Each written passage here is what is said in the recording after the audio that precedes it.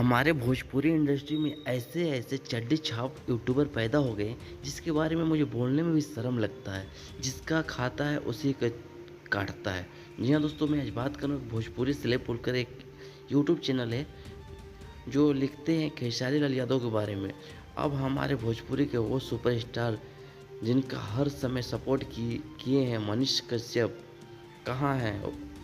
वो कहीं डर तो नहीं रहे कि अगर मनीष कश्यप का सपोर्ट कर दिए तो हमारी जाति के लोग हमको बहिष्कार ना कर दे।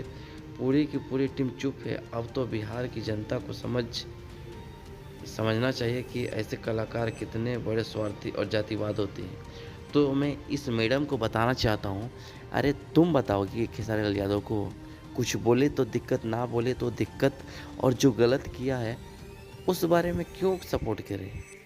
खेसारी लाल यादव का मनीष कश्यप गलत में सपोर्ट किए थे। अरे खराब किए तो कोई सपोर्ट नहीं किया, अच्छा किए तब ना कोई सपोर्ट किया जी। अंधभक्त मत बनो और खेसारी लाल का नाम लेकर अपना घर परिवार मत चलाया करो।